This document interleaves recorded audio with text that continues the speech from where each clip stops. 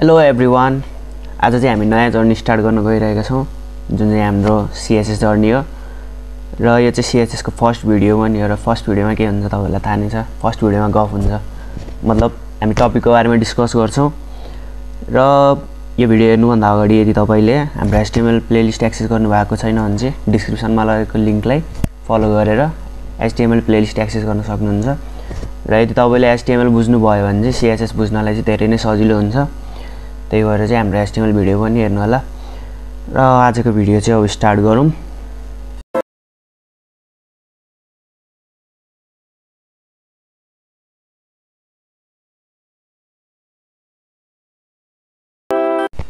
फर्स्टमा चाहिँ सीएसएस को बारेमा बुझौँ।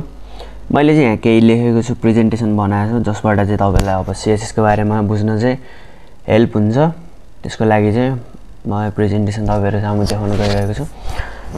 हाम्रो यो भिडियोको टपिक चाहिँ इन्ट्रोडक्सन टु सीएसएस भइहाल्यो, हजुरलाई थाहा नै छ। त्यसपछि हाम्रो इन्ट्रोडक्सन सीएसएस को इन्ट्रोडक्सन हेरौँ। फर्स्टमा चाहिँ CSS stands for cascading style sheet.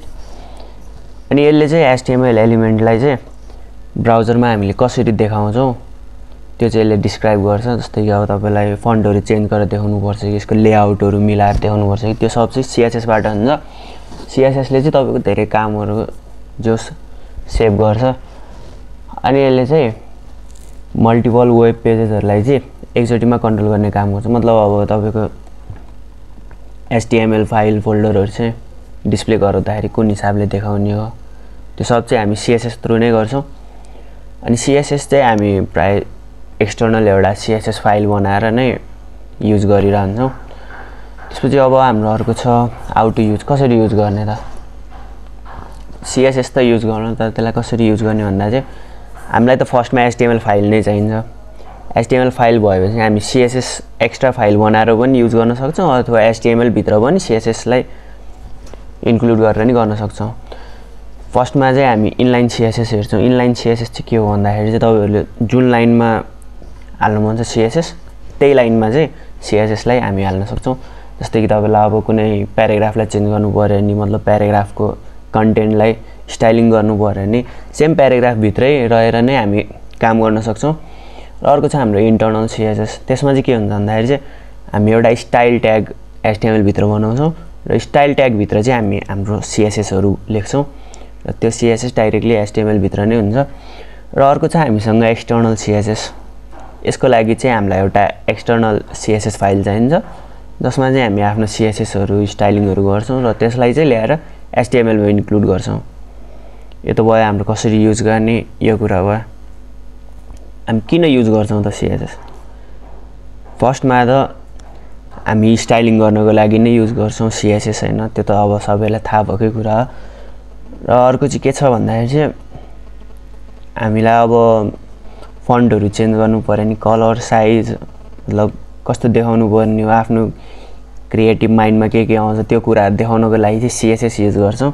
र अर्को भनेको चाहिँ हाम्रो अब कन्टेन्टहरुलाई चाहिँ मल्टिपल कोलममा देखाउने हो कि मतलब कोलम गरेर देखाउने हो कि रोमा स्प्लिट गरेर देखाउने हो कि लेआउट कस्तो बनाउने हो त्यो सब पनि हामी CSS बाटै गर्छौं।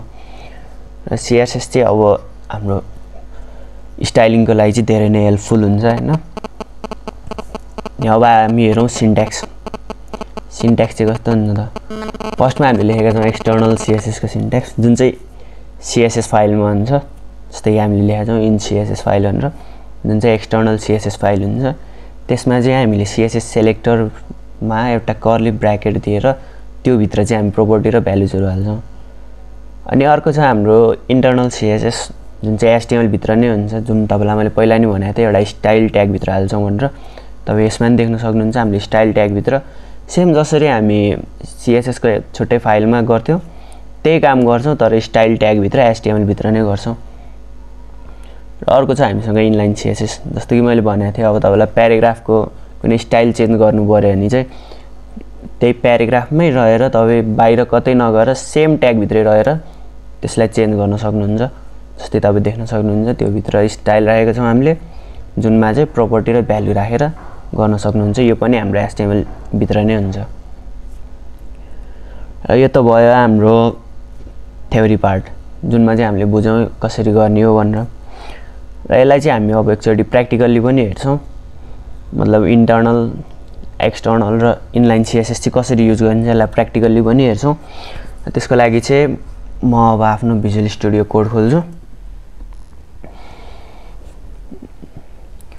फर्स्टमा मैले यहाँ एउटा CSS फोल्डरभित्र आएर बसिरहेको छु। म चाहिँ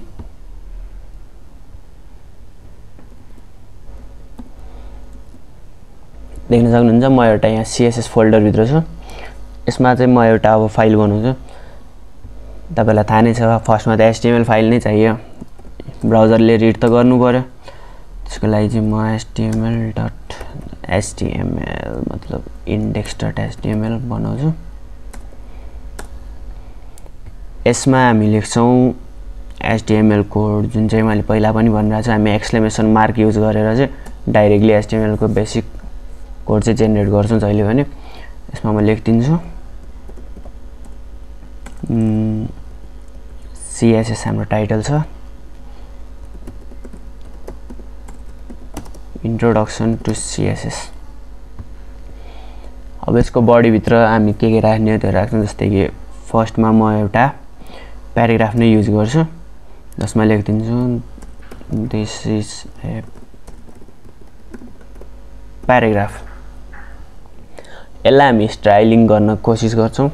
फर्स्टमा तपाईहरुलाई मैले भनेको थिएँ इनलाइन CSS, जुन म यहाँ लेख्दिन्छु इनलाइन CSS। यसमा के हुन्छ भन्दाखेरि चाहिँ हामी यो सेम ट्याग भित्रै रहेर हामी त्यसलाई स्टाइलिङ गर्न कोसिस गर्छौँ। फर्स्टमा यसमा हामी स्टाइल लेख्दिन्छौँ र मैले भनेको थिएँ यहाँ प्रोपर्टी हुन्छ अनि यहाँ हुन्छ हाम्रो भ्यालु।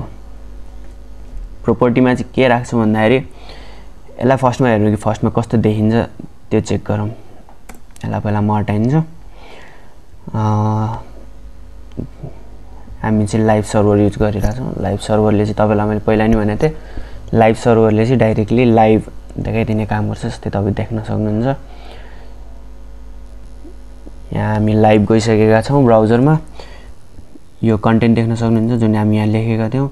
अब यसको हामी फन्ट चेन्ज गरेर हेर्छौँ। जस्तै कि फन्ट साइज 50 पिक्सल ठुलो नै हुन्छ, त्यही पनि हेर्दिउँ कस्तो देखिँदो रहेछ। देख्नुभयो होला यसको चेन्ज भएको छ फन्ट। मैले तपाईलाई 100 मै राखेर गरिदिन्छु। 100 मा छ।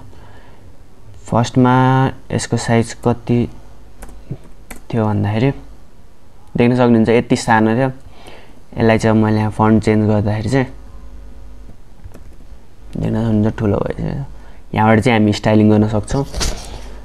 यो त भयो हाम्रो इनलाइन CSS। इनलाइन CSS मा पनि धेरै कुरा हुन्छ, यो चाहिँ हामी पछि हेर्छौँ। अहिलेको लागि चाहिँ बुझौँ कि इनलाइन इन्टर्नल र एक्सटर्नल CSS को बारेमा मात्र बुझौँ। अब हामी सेकेन्ड जान्छौँ इन्टर्नल CSS। इन्टर्नल CSS को लागि चाहिँ म यहाँ एउटा सेम कुरा प्याराग्राफलाई नै चेन्ज गरेर देखाउँछु। यो भयो, यसलाई कमेन्ट आउट गर्छु। र मैले भनेको थिएँ कि इनलाइन CSS पनि HTML भित्र नै हुन्छ, तर त्यसलाई चाहिँ हामी स्टाइल ट्याग भित्र राख्छौँ र स्टाइल ट्याग चाहिँ जहिले पनि हाम्रो हेड भित्र हुन्छ स्टाइल। र यसमा मैले भनेको थिएँ CSS सेलेक्टर हुन्छ फर्स्टमा, त्यो पछि कर्ली ब्राकेट, त्यो भित्र प्रोपर्टी र भ्यालु। र त्यसको लागि सुरुमा हामी प्याराग्राफलाई नै हेर्छौँ। प्याराग्राफ यो भयो प्याराग्राफको सेलेक्टर। प्रोपर्टीमा फन्ट साइज होइन, अब यसको हामी कलर चेन्ज गरेर हेर्छौँ। तपाईहरु देख्न सक्नुहुन्छ दिस इज प्याराग्राफ। अब यसको हामी कलर चेन्ज गरेर हेर्छौँ। Colour red. जस्तै कि तपाईले देख्नुभयो कि यहाँनिर रेड भइसकेको छ कलर। यो चाहिँ हाम्रो इन्टर्नल CSS। यहाँबाट तपाईले जे पनि युज गर्न सक्नुहुन्छ। जस्तै अब आइडी युज गर्नु पर्यो भने नि गर्न सक्नुहुन्छ, अनि क्लास नेम युज गर्नु पनि सक्नुहुन्छ, अथवा कुनै डिभलाई पनि युज गर्न सक्नुहुन्छ। त्यो सब त भयो हाम्रो इन्टर्नल CSS। अब हामी यसलाई एक्सटर्नल CSS द्वारा चेन्ज गर्न कोसिस गर्छौँ। यसलाई म पहिला कमेन्ट हान्दिन्छु। जस्तै कि तपाईँ देख्न सक्नुहुन्छ यो एकदम नर्मल भइसकेको छ। अब हामी यहाँनिर स्टाइल वन्डर CSS यसमा हामी राख्छौँ। अब प्याराग्राफलाई चेन्ज गर्छौँ। अब हामी प्याराग्राफको ब्याकग्राउन्ड राख्छौँ। Background colour red. तर यतिले हुँदैन, तपाईँ देख्न सक्नुहुन्छ कुनै चेन्ज आएको छैन, किनकि यसलाई चाहिँ हामीले लिङ्क गर्नुपर्ने हुन्छ, मतलब इम्बेड गर्नुपर्ने हुन्छ HTML फाइलभित्र नै। त्यसको लागि चाहिँ हामी यहाँनिर टाइप गर्छौँ लिङ्क, जसमा चाहिँ अब हामी स्टाइललाई चाहिँ इन्क्लुड गर्ने कोसिस गर्छौँ 1.css। अब देख्न सक्नुहुन्छ यसको ब्याकग्राउन्ड आइसकेको छ, जुन चाहिँ हामीले CSS फाइलभित्र गरेका थियौँ त्यो कुरा आइसकेको छ। यो भयो हाम्रो एक्सटर्नल CSS। र CSS को बारेमा चाहिँ आज हामी धेरै नबुझौँ। आजको लागि चाहिँ इन्टर्नल, एक्सटर्नल र इनलाइन CSS बुझ्यौँ र CSS को मतलब काम कसरी गर्छ यो पनि हेऱ्यौँ। बाँकी कुरा चाहिँ हामी नेक्स्ट भिडियोमा कुरा गर्छौँ। भिडियो कस्तो लाग्यो हजुरहरूलाई? भिडियो राम्रो लाग्यो भने चाहिँ भिडियोलाई लाइक गरिदिनुहोस् र सेयर गरिदिनुहोस् आफ्नो साथीहरूलाई पनि। यदि हाम्रो टपिकहरू तपाईँहरूलाई अब राम्रो लाग्छ भने चाहिँ च्यानललाई सब्सक्राइब पनि गरिदिनुहोस्। हस्, धन्यवाद।